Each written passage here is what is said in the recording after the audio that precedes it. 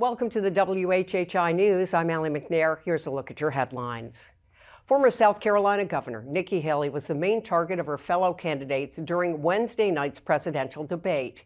Haley, now polling second, but still well behind former President Trump, took incoming verbal fire from three sides.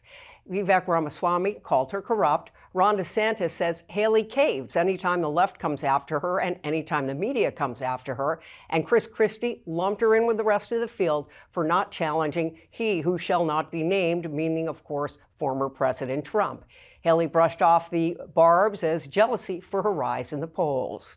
While there is another high-profile female South Carolina politician in the news, the Washington Examiner newspaper is reporting that Low Country Congresswoman Nancy Mace has lost three of her senior staffers in the past week. Reports are that she fired her chief of staff, Dan Hanlon. In addition, her deputy chief of staff, Richard Talkey, and legislative director Randall Meyer have both resigned. Hanlon had been with Mace on Capitol Hill since day one. The Examiner's source says working in Mace's office has become a toxic work environment, and there could be more shakeups by the end of the month. Fixing a pothole or reporting a broken park bench in Beaufort? Well, there is an app for that now.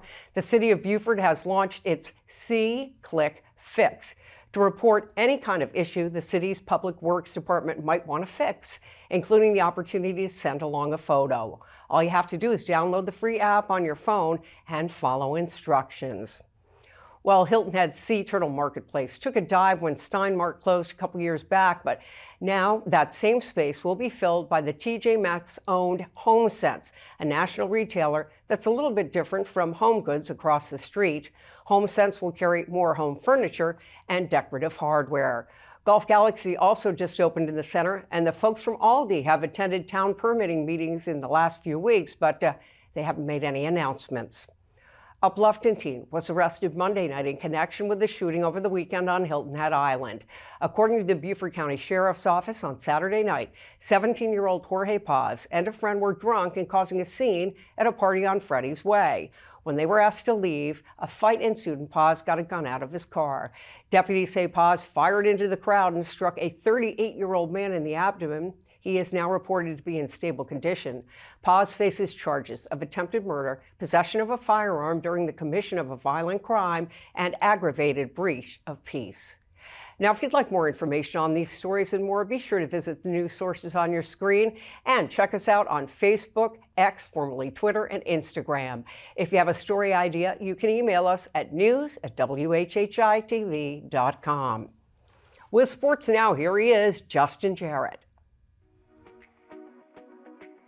Hey, it's time for Last Night in the Loco on WHHI, powered by LocoSports.com.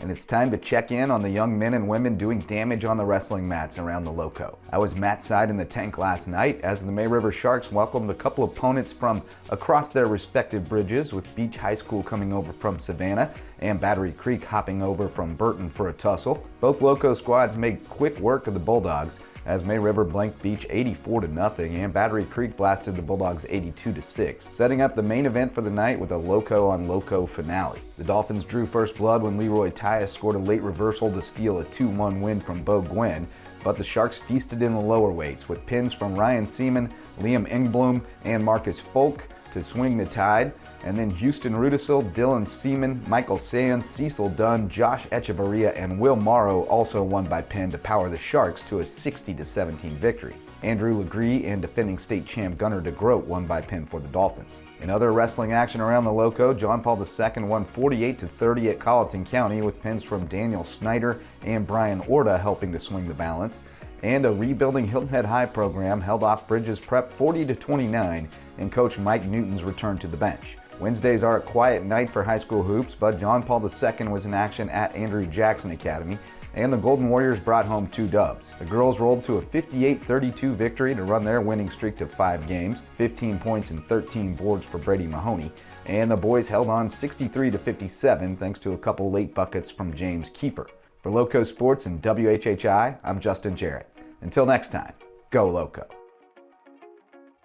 Thanks, Justin. Weather time. That means it's time for Maria Soden.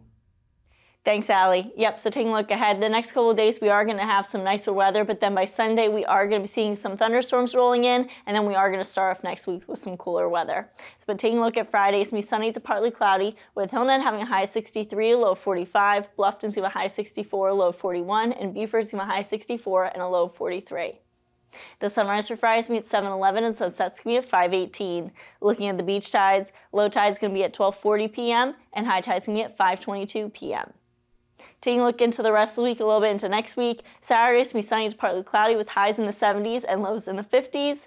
Come Sunday, it's going to be heavy showers and thunderstorms throughout the day and going into the evening. Highs are going to be in the 70s, lows in the 50s. And then come Monday, it's going to be sunny but much cooler with highs only getting into the 50s and lows in the 40s.